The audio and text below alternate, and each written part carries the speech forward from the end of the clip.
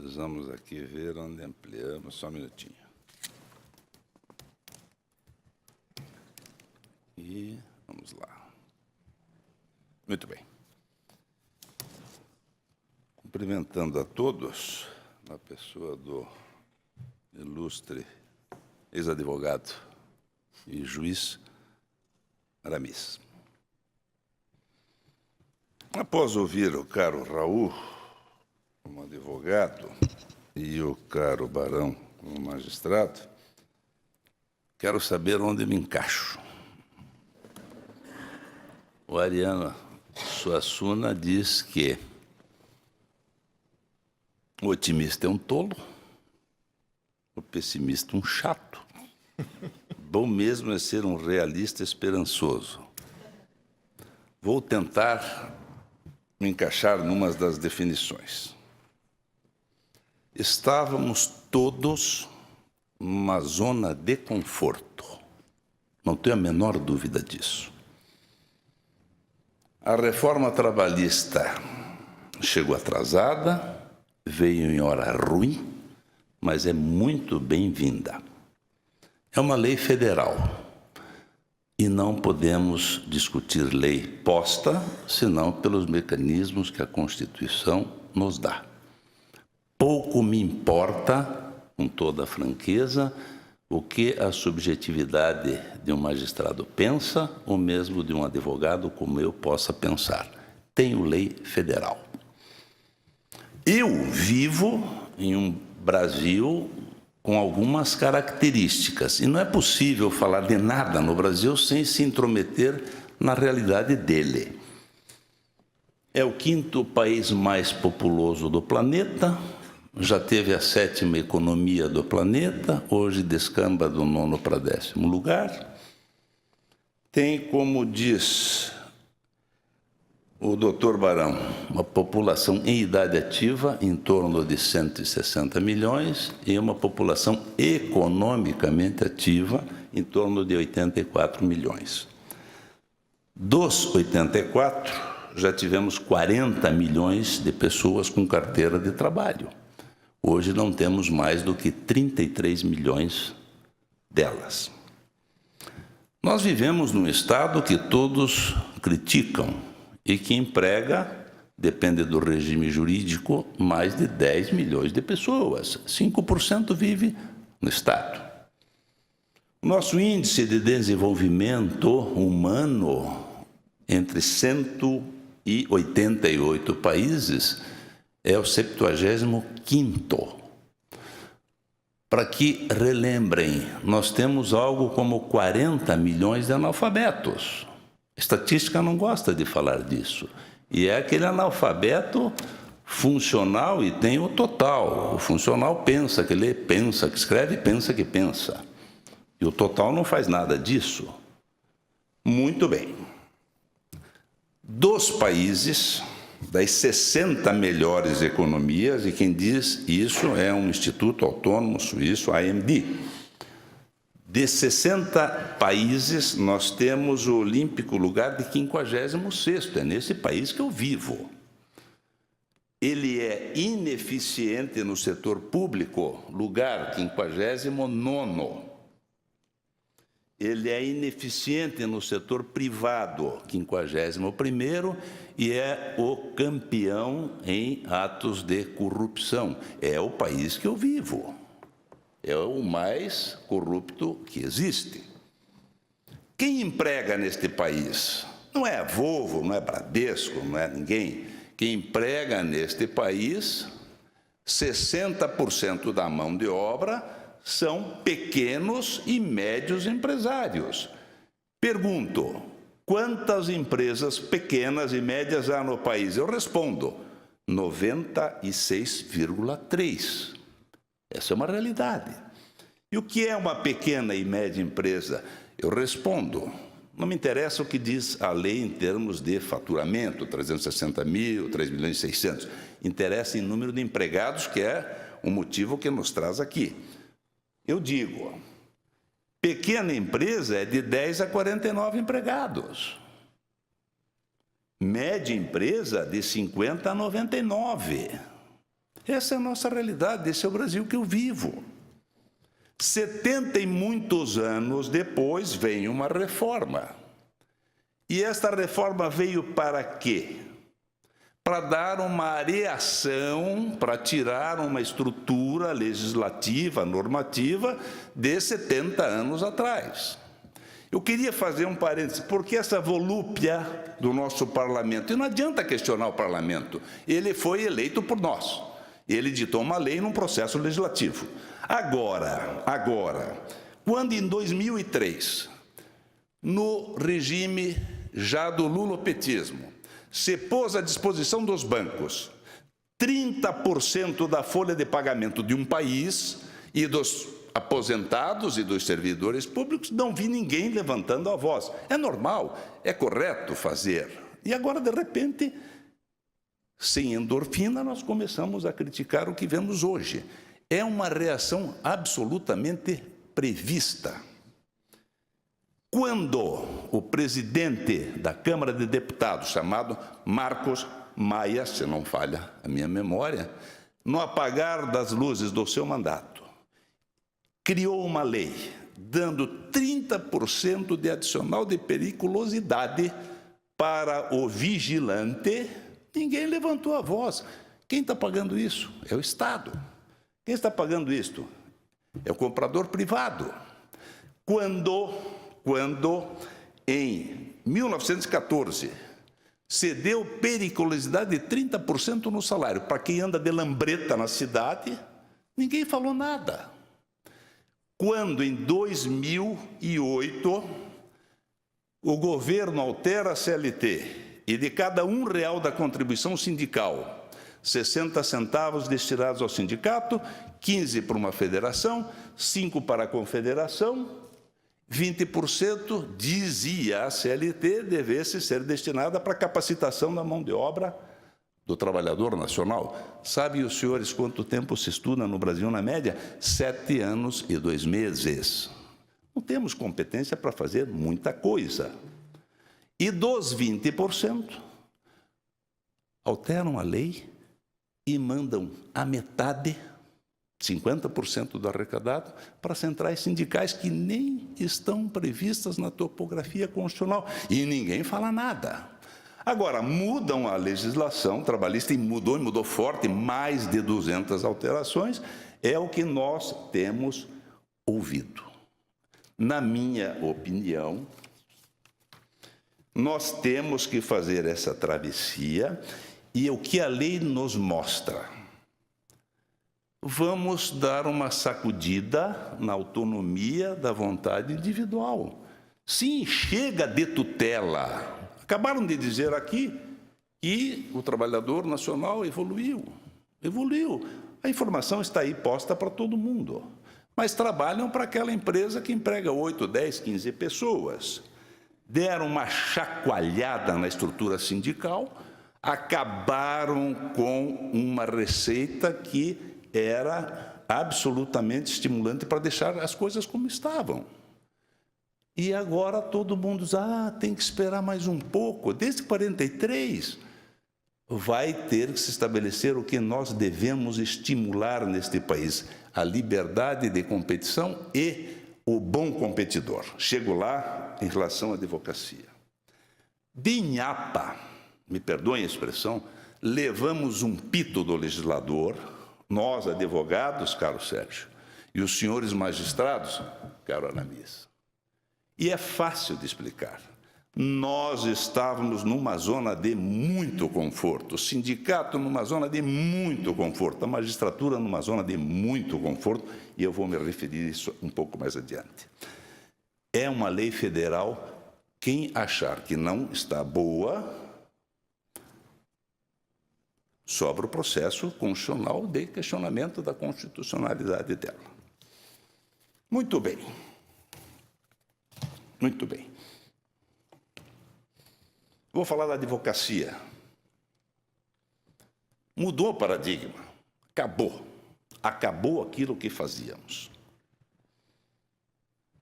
A CLT está aí. Vem de Getúlio Vargas, século passado, 1940. Alguém há de lembrar alguém deve ser mais velho do que eu aqui, como é que você trabalhava? Não se trabalha mais daquele modelo. Não se trabalha mais assim. O rosto do presidente, vocês sabem por quê. A CLT passou de Getúlio Vargas por toda a nossa República Liberal Populista, passou por toda a ditadura militar, passou pela Nova República ainda, e por incrível que possa parecer, quem estuda Direito do Trabalho lembra que foram feitas N comissões com pessoas muito mais notáveis para alterar a CLT, e sobrou aquilo que o Barão de Itararé dizia: de onde menos se espera, daí é que não vem nada. E veio. E veio. A advocacia, para mim, é a definição, é minha profissão, é uma arte, eu diria um artesanato. Nós fazemos uma advocacia como um artesanato. Modulação do pensamento judicial. Estou na corte, mas não é possível nós não enfrentarmos um assunto.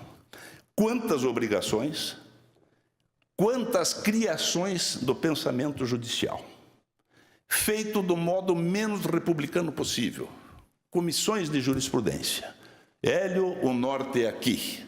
Hélio, a partir de amanhã, o norte é para lá. Se quiser exemplo, eu dou vários. Que segurança jurídica é essa? O que nos interessa, com todo respeito à subjetividade do magistrado? Ele tem que se pautar pela lei escrita. Ele não pode criar obrigações não previstas em lei. Isso é uma garantia constitucional do jurisdicionado e de qualquer cidadão. Novidade. Agora, quando houver súmula ou enunciado de jurisprudência, haverá um rito. E o rito é claro na CLT. Vamos fazer o seguinte: os órgãos fracionados do tribunal terão que julgar por unanimidade alguma questão e terão que julgar com reiteração e depois submete, segundo o regimento interno, aqueles que vão editar a súmula ou o enunciado. E lá 2/3 vão resolver se aquilo será ou não enunciado em uma súmula. Mas antes disso, os destinatários desse pensamento precisam ser ouvidos. Vamos trazer ali, está Procurador-Geral do Trabalho, se for TST, Conselho Federal da Ordem. Não somos atores do processo, não somos partícipes.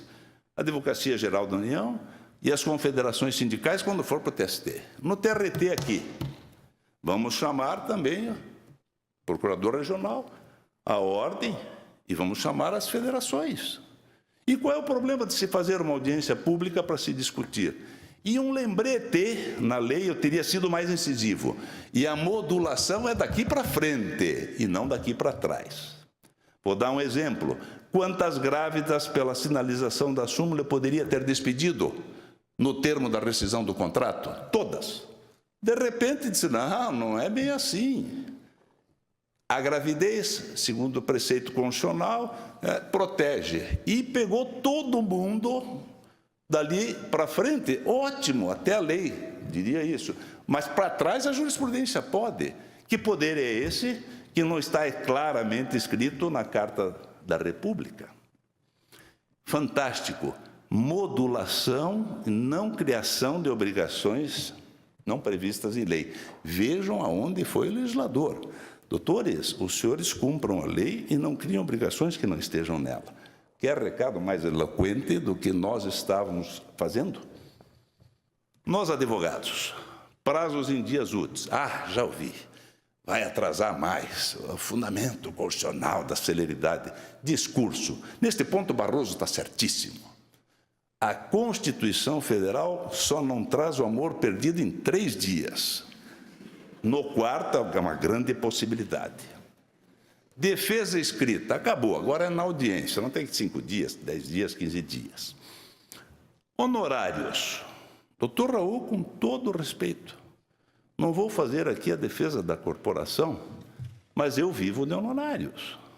Eu litigo em prol de quem me paga, com a melhor arte que posso, E quero que a minha tese seja defendida e seja vencedora. Eu gosto de me insinuar no convencimento ao magistrado.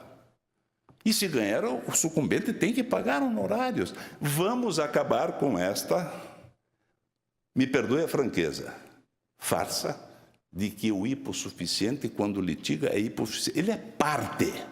Assume, sim, o compromisso. Perdeu, pagou.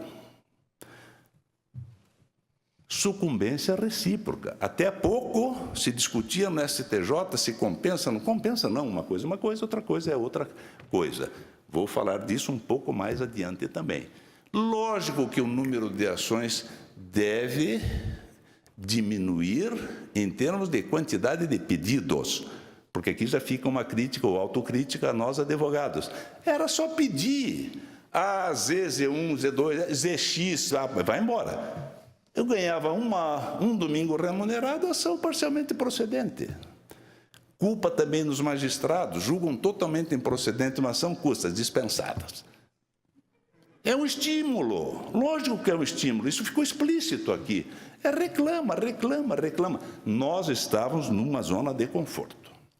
Dano processual, mas qual é o processo que não é pautado pela litigância da boa-fé? Litigou de má-fé tem que ser punida de 1 a 10%. Óbvio, mas me parece isso uma coisa natural. Qualquer outro ambiente onde eu exercesse minha profissão é assim. Por que aqui é diferente? Por que aqui é diferente? Mas já fica um aviso, hein? Dano processual é da parte. Há juízes que entendem condenar nós, advogados, como coautores. Isto é com a nossa ordem. Responsabilidade da parte e da testemunha. Preposto. De onde se tirou a noção de que preposto tem que ser empregado? Constituição Federal, artigo 5º, inciso 2. Faço ou não faço em virtude de lei. Onde é que está a lei? Não, pensamento judicial. Quantas revelias foram concedidas para pegar a empresa de 20, 30, quase pessimamente defendidas? Acabou. Acabou. Ah, vai ter a industrialização do preposto. Vai lá, vai ser responsabilizado porque ele tem que declarar o que deve saber dos fatos do processo. Ausência do réu.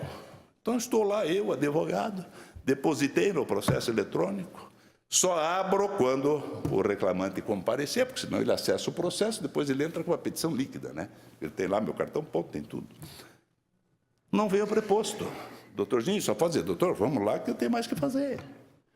Contestação nos autos, documentos têm que ser aceitos e o juiz vai julgar exatamente como se deve julgar, não como a jurisprudência sugeria que fosse. Negociado e legislado. Em 1998, Fernando Henrique Cardoso apresentou isso, não tem novidade nenhuma. Foi aprovado na Câmara. Subiu para o Senado. Em 2003, o Lula assumiu, tirou o processo. Voltou agora. Por que estou falando do negociado legislado? Senhores, ninguém vai entregar intervalo de 1 hora e de meia hora. Vai negociar. Isso é atividade para nós, advogados, tanto de um lado quanto de outro. É a parte boa desta reforma. Só estou falando daquilo que melhorará a nossa advocacia, campo de trabalho. Jurisdição voluntária. As partes podem, mas que país eu vivo em que a parte contrata o advogado, compõe e submete a um juiz? Homologa, não está muito convencido, marca audiência, interroga, faz o que queira, mas é o direito da parte ver homologado uma transação, porque a insegurança que existia até hoje não era absolutamente possível. Não era possível, agora é possível eu submeter a um juiz, ele pode homologar independentemente de conversar, está representado por 2 advogados. O ato. Ah, mas eu desconfio de advogado. Faz audiência. Arbitragem. Por que não fazer arbitragem? Elegeram lá um teto, dobro do maior benefício do INSS. Escreveu no contrato. Olha, vou ser bem franco.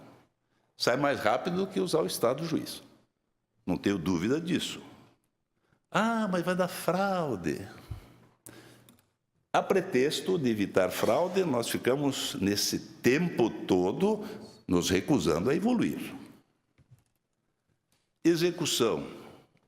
Com todo respeito, a parte está representada por advogado. Não faz andar o processo, tem que prescrever. Não dizia isso o Supremo? E aqui a gente não aplicava a decisão do Supremo, tem que pôr na lei. Não, fazia assim, vamos lá procurar os projetos de novos e melhores horizontes. Vamos fazer um convênio. Aí, de repente, pegava, como diz o doutor Raul, uma pessoa que tinha saído em 1999 de uma sociedade. Ah, mas o reclamante passou 3 dias no tempo que o senhor era fraude. Já vai direto para se jude. Piora 300 mil, e o senhor vem daqui discutir. Daí as jurisprudências sabem onde é que nós iríamos chegar. Não, para tudo, incidente, prova, ou tem um marco temporal na nova regra. E a parte assistida por advogado, representada por advogado, que faça o caminho.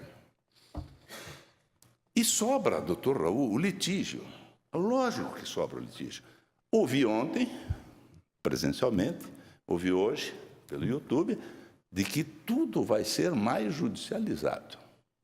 É uma visão. Eu acredito que o litígio continuará, mas em termos mais respiráveis, e eu vou explicar por quê.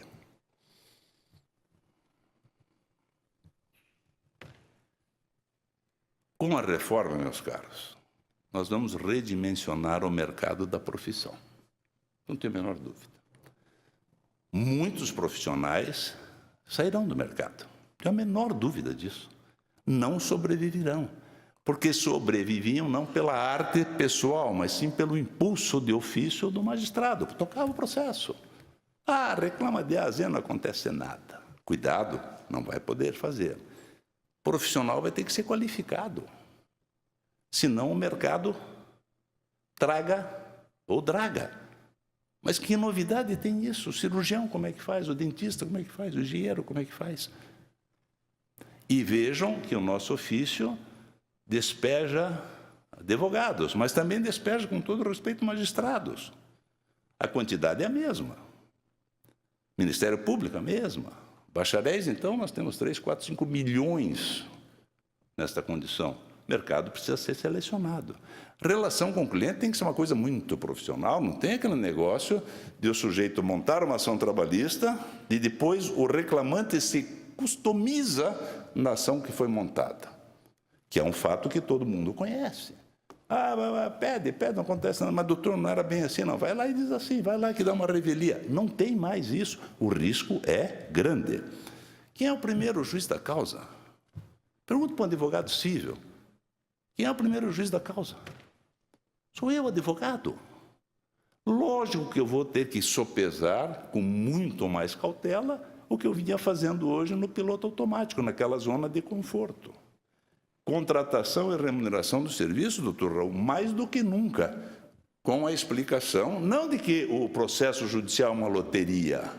A tese que eu vou defender cabe ser interpretada de um modo ou de outro, o senhor está ciente disso. Não vou reclamar, é uma opção dele. Vai no aventureiro, vai perder patrimônio e vai processar no Tribunal de Ética. Se parasse no Tribunal de Ética, ele vai para a Justiça Comum reparar, como já há muitas ações. Eu ouso dizer que o mercado de trabalho continuará em expansão na parte trabalhista, num novo formato e num mercado absolutamente depurado. É, então, o resumo. Só suma. Pessimista, otimista, o realista esperançoso. Eu continuo achando, com todo o respeito das opiniões muitas que eu ouvi aqui, que nós, advogados, continuaremos muito bem como advogados, não nos faltará serviço. Sejam serviços extrajudiciais e sejam, obviamente, aquilo que a maioria faz, que são os serviços judiciais. Muito obrigado.